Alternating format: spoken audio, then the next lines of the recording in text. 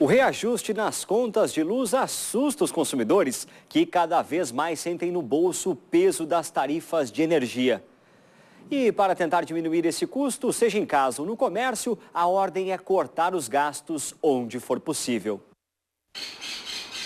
O aumento da tarifa de energia elétrica em 22,39% para residências e em 27,95% para estabelecimentos comerciais a partir de dezembro de 2014 atingiu em cheio o bolso do consumidor e exige mudanças de comportamento para reduzir a conta no final do mês. Neste mini-mercado, a proprietária vem sentindo o impacto do aumento da conta de luz. E reduzir o consumo de energia num estabelecimento que precisa manter um sistema de refrigeração ligado 24 horas por dia não é uma tarefa fácil. Reduzir os freezers do estoque, 2 freezers, né? Apertei e enxuguei um pouco mais o estoque. E na loja, realmente, assim, não tem como a gente estar trabalhando sem ter esses freezers ligados. E eu não tenho como repassar esse valor para os clientes também, né? Preocupada com o aumento de mais de 30% da tarifa de luz do último mês, esta professora foi a uma agência da CEE buscar explicações. Ciente do reajuste, ela diz que faz de tudo para economizar dentro de casa. A máquina não funciona uma vez por semana para economizar energia. As lâmpadas são as fluorescentes, já estou trocando para os LEDs para ter um consumo menor de energia e eu chego em casa a conta assim. Não sei mais o que eu vou fazer para economizar, acender mais as luzes, não dá, né? A tarifa de luz subiu em média de 23,51% em todo o estado. Segundo a Agência Nacional de Energia Elétrica, o aumento aconteceu porque com a seca, as hidrelétricas passaram a gerar menos energia e as térmicas foram acionadas. Com isso, a energia ficou mais cara. E para explicar de que forma os consumidores podem controlar o uso de energia para diminuir a conta de luz, nós conversamos agora com o professor de engenharia da PUC, Odilon Duarte. Boa noite, professor. Boa noite. Quem está em casa, qual a lição, que dica número 1 a gente pode passar no sentido de economizar energia elétrica e com isso poupar o bolso? Claro. Vamos começar com o grande vilão, né, que é o ar-condicionado.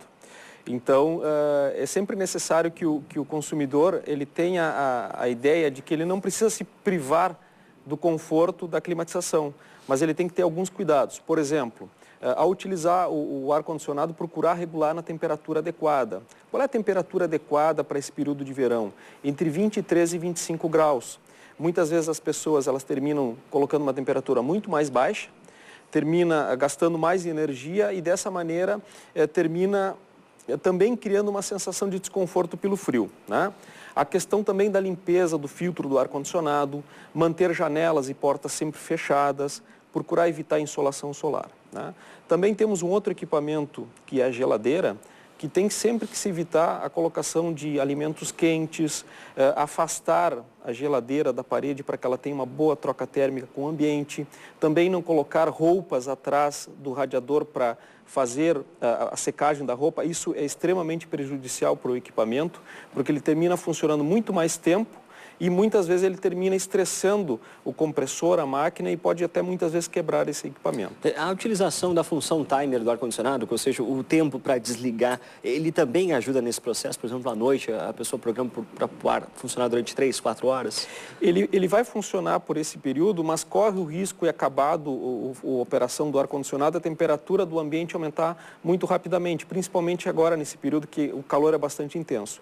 O que nós colocamos é que, ao invés de utilizar a função timer, utiliza a função que ele faz o set point da temperatura, ou seja, coloca em 23, 24, 25 graus na temperatura de conforto, até porque o nosso metabolismo diminui durante a noite, então a tendência é que nós sintamos frio, né? Então uma temperatura adequada fica entre 23 e 25.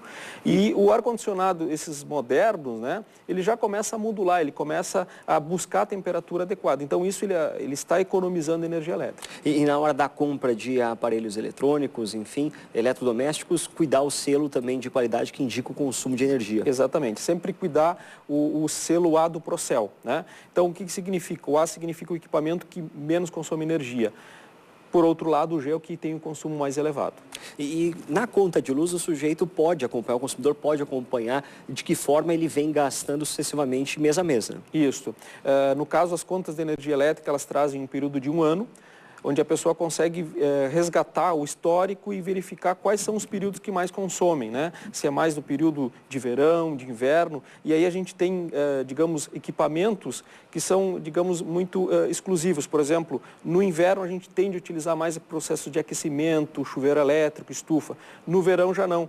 Então a pessoa ela pode controlar esse consumo sabendo qual é o equipamento, quais são as classes de equipamento que mais consomem energia elétrica. E nesse sentido a gente falou há pouco do ar-condicionado, da geladeira. O micro-ondas também entra nesse processo de um dos vilões, digamos assim, dentro de casa? Ele não chega a ser o vilão, ele tem uma potência muito grande, né, quando se utiliza o micro-ondas, só que como o tempo de utilização dele é bastante restrito, ele não chega a impactar de forma muito expressiva na conta de energia elétrica. E professor, para finalizar, com relação às lâmpadas acesas em casa também, ou seja, não está na peça, desliga, né? Desliga, abre as janelas para aproveitamento da luz natural.